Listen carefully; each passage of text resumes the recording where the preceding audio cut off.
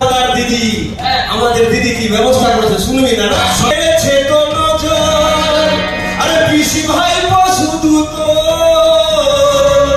আরে তোর আঁচলে লুকিয়ে আছে বিশ্ব বাংলার চোর নয়ন কেড়েছে নজর পিসি ভাই শুধু তো তোর আঁচলে লুকিয়ে আছে বিশ্ব বাংলার চোর নয়ন কেড়েছে নজর। মানে আর আমাদের মসজিদের ইমাম হোক আমাদের শিক্ষিত বেকার যুবক যুবতী হোক ওদেরকে 200 টাকা 500 টাকা নানা সুদেরা হয় না রে প্রত্যেকটা গ্রামের মহিলাদের ইংরেজি বুঝিস ইংরেজি ঝাড়ি না তুই আমার খাইছে বাংলা ঝাড়ছে ইংলিশ আমি একটু ইংলিশ হেরেলি আবে সাস্টেনেবল ডেভেলপমেন্ট মানে বুঝলি রে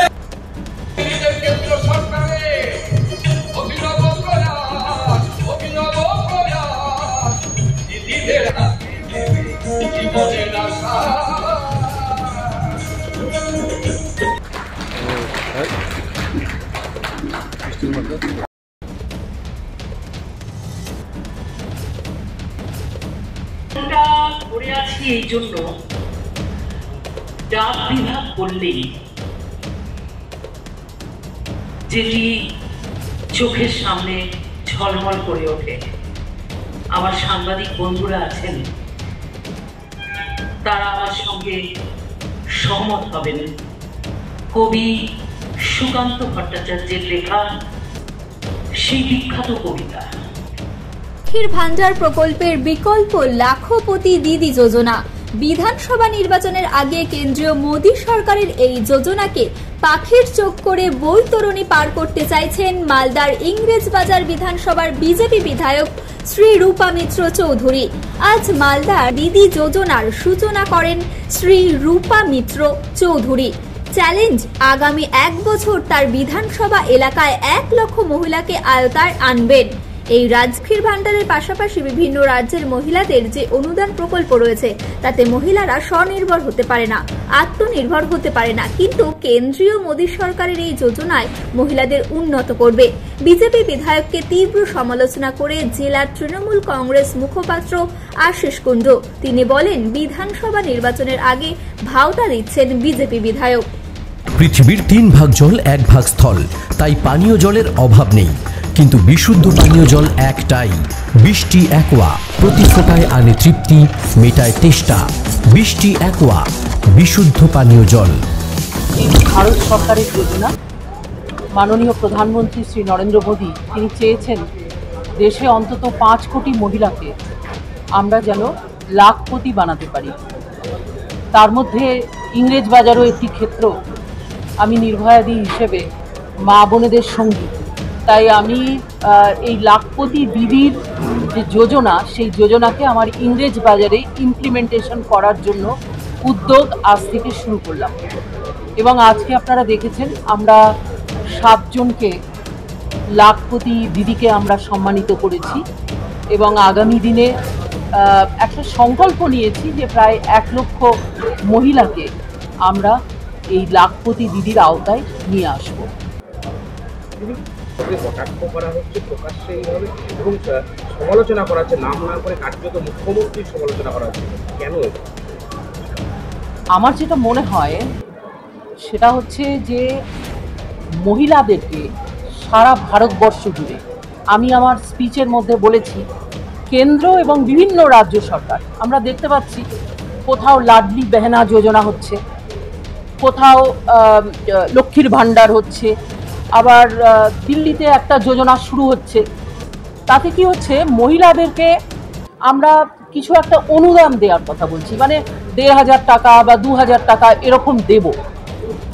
বিষয়টা হচ্ছে যে মহিলারা যদি নিজেরা উদ্যোগপতি হতে পারে, তাদের যে স্কিল আছে সেই স্কিলটাকে যদি আমরা ইমপ্রুভ করতে পারি, যে ট্রেনিংয়ের ব্যবস্থা, প্রশিক্ষণের ব্যবস্থা রয়েছে, সেটাকে যদি তাদেরকে আমরা দিতে পারি এবং তারা যদি স্বয়ংভর হয়ে ওঠে, তাহলে কিন্তু আমাদেরকে এই যে ডোলিং অ্যাক্টিভিটি, মানে আন্ডার প্রিভিলেজ বা পিছিয়ে পড়া লোককে টাকা দিয়ে ওপরে তোলা, সেটা করতে হবে না। কেননা আজকে সকলের হাতে আমাদের স্মার্টফোন রয়েছে, প্রত্যেকে লেখাপড়া শিখছেন। আমাদের তো পশ্চিমবাংলায় ঘরে ঘরে শিক্ষিত মহিলারা রয়েছে, মানে স্কুলে যাওয়াটা অলমোস্ট সমস্ত মহিলারা স্কুলে গিয়েছে।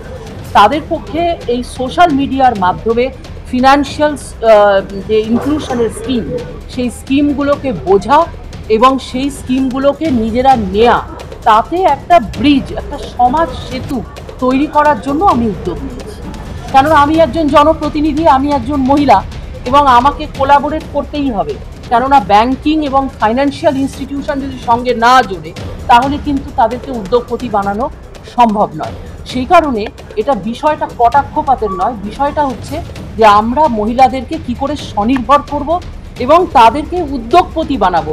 একটা যদি লাখপতি মহিলা তৈরি হয়, তাহলে ডেফিনেটলি সে দুটো মহিলাকে অন্তত কাজে লাগাবে। আমি এরকম ইংরেজ বাজারে বহু মহিলাকে চিনি যারা ব্লাউজ তৈরি করে, তারা তাদের যে টেলারিং সেন্টার, সেখানে তারা প্রায় 4-5 জন পুরুষকে এনগেজ করেছে, যারা মহিলা চালিত সঞ্চালিত, কিন্তু পুরুষরা কিন্তু মানে তৈরি করে যাচ্ছে কাপড়। তো এই যে বিষয়টা, এটা আমাদের শিক্ষণীয় বিষয়, এবং এটা যদি আমরা করতে পারি তাহলে আমাদের গ্রামে গ্রামে যে আমরা যেই মানে দারিদ্র্যের শৃঙ্খলায় বদ্ধ হয়ে আজও আছি, তার থেকে আমরা মুক্ত হব। এটাই হচ্ছে উদ্দেশ্য। যদি বিধানসভা নির্বাচনের আগে সরকারি যে রাজ্য সরকারের যে প্রকল্পগুলো রয়েছে, তাকে চ্যালেঞ্জ করার জন্য কি এই লাখপতি প্রক্রিয়া করেছে? লাখপতি, দেখুন, লাখপতি দিদি যোজনা এটা হচ্ছে কেন্দ্র সরকারের একটা বড় সড়ো যোজনা। আপনারা দেখেছেন এখানে অডিও ভিজুয়ালে প্রধানমন্ত্রী তিনি 15ই আগস্ট লালকেল্লা থেকে বলছেন দিদিদেরকে লাখপতি বানাতে হবে। এই যে কথাটা বলছেন উনি, তো আমরা তো মোদিজির সৈন্য, মোদিজির একজন সৈন্য হিসেবে এবং দেশের একজন নারী হিসাবে, শিক্ষিত নারী হিসাবে, এটা আমাদের একটা দায়িত্ব যে একটা যখন স্কিম আছে, সেই স্কিমটাতে আমার এলাকার মহিলাদেরকে আমি কি করে এনরোল করব। ডেফিনেটলি এটা আমার একটা মানে একটা অ্যাম্বিশন থাকবেই যে আমি আমার এলাকার মহিলাদেরকে গভর্নমেন্ট এসে রাজ্য সরকারের স্কিম হোক, ভারত সরকারের স্কিম হোক, সব স্কিমের দায়রাতে আমি কি করে আনতে পারি। তো লাখপতি দিদিটা হচ্ছে একটা ভালো স্কিম, যেখানে মহিলাদেরকে উদ্যোগপতি বানানো যাবে। এবং আমি মিডিয়া বন্ধুদের কাছে রিকোয়েস্ট করেছি আজকে, এরপরে দেখা হলে সবসময় বলবে নির্ভয়াদি কটা লাখপতি হলো। এই যে লাখপতি দিদি যদি আমরা তৈরি করতে পারি, তাহলে আমরা যদি 100টাও তৈরি করতে পারি, তাহলেও জানবেন 100টা ইন্টু 5 মানে বাড়ির 5 জন 500 জন, এবং এই 500 জনকে দেখে আশেপাশের যে মহিলারা তারাও ইন্সপায়ার্ড হবেন, অনুপ্রাণিত হবেন এবং এই স্কিমগুলো নিতে তারা উদ্যোগী হবেন। আজকে আমি বিভিন্ন ব্যাংকিং সিস্টেমের সঙ্গে কোলাবোরেট করেছি, তাদের কাছে গিয়ে হাত জোড় করেছি যে আসুন আমার সঙ্গে, আপনারা গ্রামে গ্রামে গিয়ে at the door step of the beneficiary আমাদের এই পরিযোজনার সার্ভিসটা দিতে হবে। কেননা গ্রামের মহিলাদের পক্ষে সেই মানে শহরে উঠে আসা, কোথায় কি নিয়ম কানুন আছে, সেগুলো বোঝা সম্ভব নয়। তাই এই উদ্যোগটা হচ্ছে একটা সাধু উদ্যোগ। এই উদ্যোগটা আমরা যদি নিতে পারি, সঠিকভাবে যদি আমরা করতে পারি, তবেই সেদিনকে আমরা গর্বের সঙ্গে বলতে পারবো যে নির্ভয়াদি আমরা করতে পেরেছি।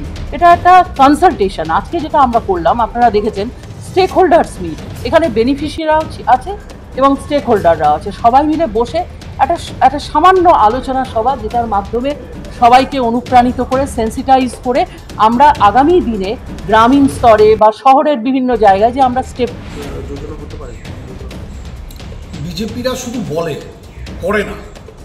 এর আগে আমরা নরেন্দ্র মোদীজি, অমিত শাহজি তারা ঘোষণা করেছিলেন সারা ভারতবর্ষের সমস্ত বেকার যুবক যুবতীদেরকে 15 লক্ষ টাকা করে অ্যাকাউন্টে দেবেন। আজকে একটা কোনো প্রান্তিক স্তরের থেকে মধ্যবিত্ত স্তরের কোনো মানুষের অ্যাকাউন্টে 15 লক্ষ তো দূরের কথা, 15 টাকা যায়। তো এই মিথ্যাবাদী ভাওতাবাজ বিজেপি সরকারের এটা প্রতারণার আরেকটি ছক। আর যে বিধায়িকা, ইংলিশ বাজারের যে বিধায়িকা সাংবাদিক বৈঠক করে এত ভালো ভালো কথা বলছেন, বিধায়িকার কাছে আমার একটি প্রশ্ন থাকবে, আপনি 5 বছর ধরে কোথায় ছিলেন? আপনি বললেন নরেন্দ্র মোদীজি 15ই আগস্ট লালকেল্লায় ঘোষণা করেছেন।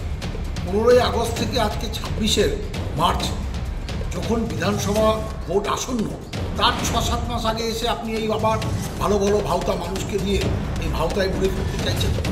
আপনার কাছে একটাই আবেদন থাকবে, মানুষকে মিথ্যে কথা বলা, মানুষের কাছ থেকে ভোট নিয়ে পালিয়ে যাওয়া, এটা ইংলিশ বাজার শহরের মানুষ, ইংলিশ বাজার গ্রামের মানুষ, আপনার বিধানসভা কেন্দ্রের সমস্ত মানুষ বুঝে গেছে। যেখানে আপনি যাচ্ছেন সেখানেই মানুষ আপনাকে তাড়া করছে, কোথায় ছিলেন আপনি? কাজেই মানুষকে আবার প্রতারণার চোখে না ফেলে নিজে যেখানে ছিলেন সেখানে ফিরে যাওয়াটাই আপনার বুদ্ধিমানের কাজ হবে।